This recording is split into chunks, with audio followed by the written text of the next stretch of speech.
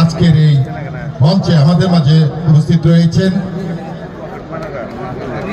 মির্জাপুর উপজেলা বিএনপির সুযোগ্য ভারপ্রাপ্ত সভাপতি, আমার অত্যন্ত শ্রদ্ধাভাজন বড় ভাই জনাব অ্যাডভোকেট আব্দুর রউফ ভাই। আমাদের মাঝে উপস্থিত রয়েছেন আমাদের অত্যন্ত শ্রদ্ধাভাজন আমাদের জামুরকি ইউনিয়নের কৃতি সন্তান, আমাদের সকলেরই প্রিয় নেতা, জামুরকি ইউনিয়ন পরিষদের সাবেক বারবার নির্বাচিত চেয়ারম্যান জনাব আলিয়াস খান চৌধুরী রুবেল। আমাদের মাঝে উপস্থিত রয়েছেন মির্জাপুর উপজেলা বিএনপির সুযোগ্য সাধারণ সম্পাদক, জামুরকি ইউনিয়নের কৃতি সন্তান জনাব খন্দকার সালাউদ্দিন আরিফ। আমাদের মাঝে উপস্থিত রয়েছেন জামুরকি গ্রামের কৃতি সন্তান, আপনাদের এই সকলেরই পরিচিত জামুরকি ইউনিয়ন বিএনপির সুযোগ্য সাধারণ সম্পাদক জনাব ফিরোজ আলম মুক্তার সহ সকল থানা পর্যায়ে সকল পর্যায়ের নেতৃবৃন্দ, জামুরকি ইউনিয়ন বিএনপি অঙ্গ সহযোগী সংগঠনের নেতৃবৃন্দ সহ এলাকার সম্মানিত মুরব্বিয়ান ছাত্র ভাইয়েরা, আমার ডান পাশে বসে আছেন আমার মা বোনেরা, আপনাদের সকলকেই ২ নং জামুরকি তথা মির্জাপুর উপজেলা বিএনপির পক্ষ থেকে সংগ্রামী সালাম ও শুভেচ্ছা জানাচ্ছি।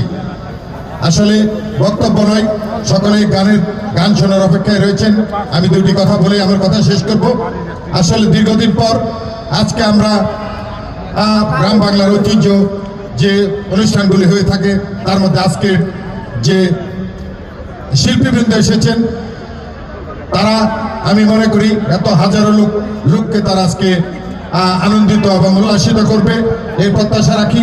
আমরা যেন সকলেই সুশৃঙ্খলভাবে কোনো রকম বিশৃঙ্খলা না করে সকলে ধৈর্য সহকারে আমরা যেন এখানে বসে আজকের যে পালা গান হবে সেটি যেন আমরা সুন্দরভাবে স্তরণ করি। আমাদের এখানে এই বাউল সঙ্গীতের যিনি সভাপতিত্ব করেন তাকে আমরা সকলেই চিনি। তিনি প্রত্যন্ত অঞ্চলে যতগুলো অনুষ্ঠান হয় সেখানে তার উপস্থিতি দেখা যায়। আমাদের অত্যন্ত প্রিয় মানুষ, আজকের এই বাউল সঙ্গীতের সভাপতি এবং টাঙ্গাইল জেলা বাউল সঙ্গীতের সভাপতিও হিসেবে যিনি দায়িত্ব পালন করেন আমাদের মাঝে তিনি উপস্থিত রয়েছেন। আমরা সকলেই ধৈর্যের সাথে আজকের এই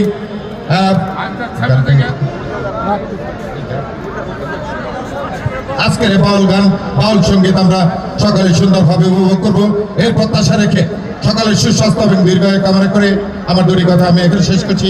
সকলে ভালো থাকবেন। ধন্যবাদ সবাইকে। আসসালামু আলাইকুম।